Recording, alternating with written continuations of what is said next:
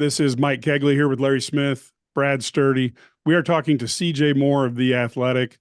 I will tell you, he's well worth the read. Go to The Athletic, subscribe. They've usually got some very good deals on making it affordable, and it is about as informative as you are going to get in sports media. So, CJ, thanks for coming on. One of the things we wanted to talk to you, obviously expert on college basketball. Illinois has put together a really, really interesting class, 9 people. You've got Morez Johnson, Jasis Jaxtis, 2 guys that are coming out of high school, kind of old fashioned, but that's the way we got them. And then you have Tomislav Ivisic coming in, the big Croatian center at 7 foot, 250.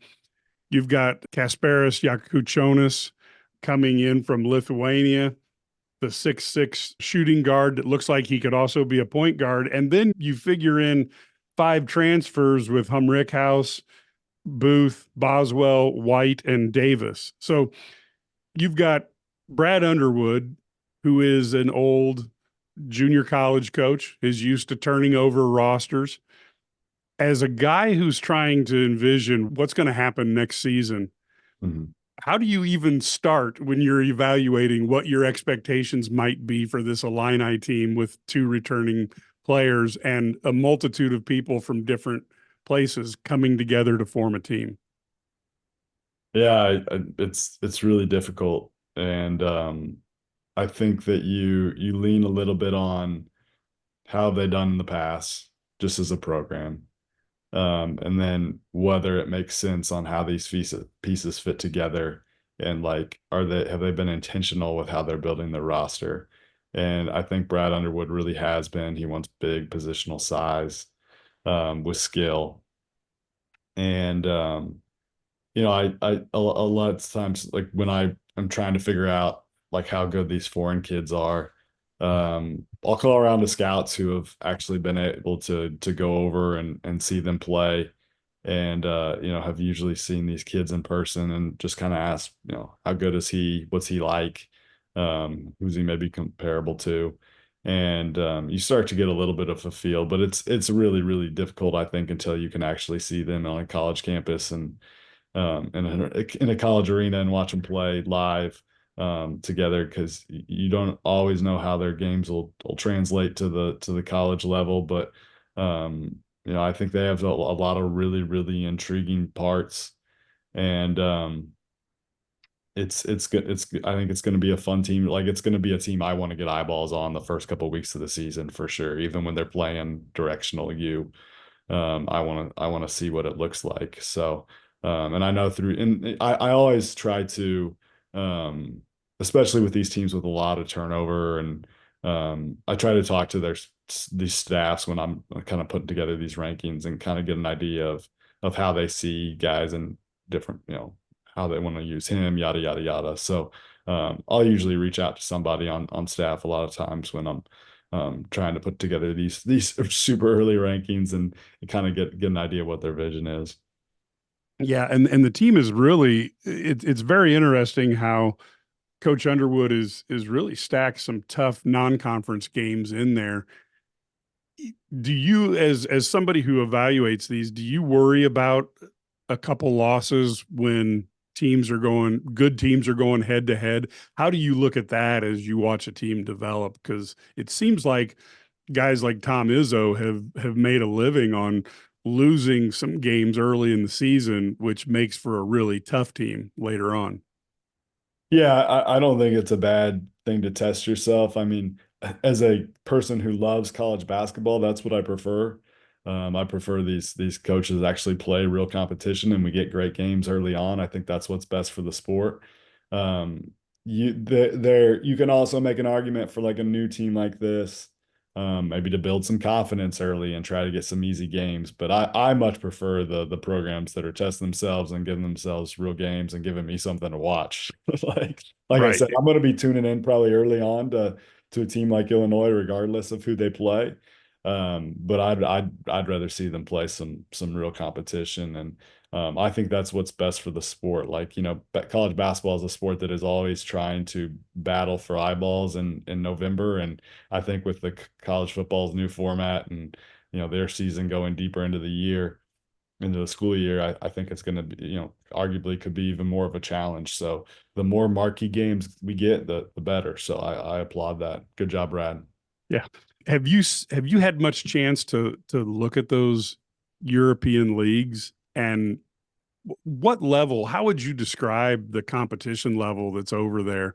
I think that's one of the hardest things Mhm. to think about, because as you're looking at guys who are, 21 years old or 18 years old coming over from Europe, but they're playing against players like Jabari Parker and guys like that. What are your thoughts on those leagues as somebody who's had to fold that into your college watching? How do Yeah. you evaluate the talent in those leagues? Well, it's difficult because the leagues are, I mean, some of you take it like college basketball. I mean, you've got some Big 12s and Big 10s and ACCs over there, and then you've got some low major leagues, right? Like, so not everyone is created equal. There are some leagues where guys are struggling to get paid. I've written about that in the past.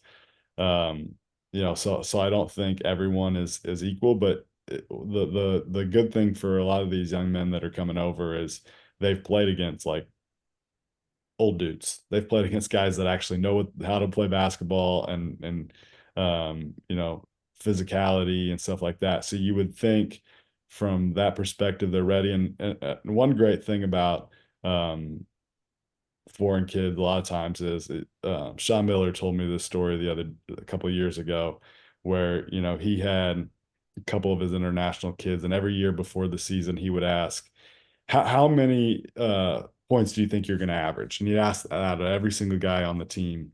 And it'd come out to like, the team would end up averaging 180 points, right? Because Right. everybody thinks they're going to put up big numbers. And a couple of his international kids said, Coach, I can't fill this out. And they said, why not? And they said, it's not me to determine like what my role is. It's you as the coach. And so the fact that you get that perspective from international kids sometimes I think is really healthy for team building and really healthy for kind of being able to mold them how you want to mold them. So I think it's smart going over and recruiting overseas, and I think we're going to see more and more of these kids coming over late, because when you miss in the portal or when you maybe don't get one kid in recruiting, you can maybe go over there and buy a kid late. So I think we'll see more and more of this where you get these summer additions from overseas. One final question for you, and we do appreciate CJ Moore of The Athletic spending some time with Illini fans. Are there two or three reasons that you can see that an Illini fan should be optimistic about this upcoming season? Yeah, I mean the international kids, number one. I think they're really intriguing and exciting. The fact they have so much positional size. We haven't even talked about like a Trey White. I know that kind of talking to them, they're excited about what he's done so far, watching him at practices, and even Colin Boswell. He's not super tall, but just a physical, big, strong guard. Kerry Booth, I think, is a kid that I saw in high school. I know has a high upside. So I think just some like high upside swings in the portal that they've made. And then shooting. I think they've got a lot of guys that should be able to shoot the ball.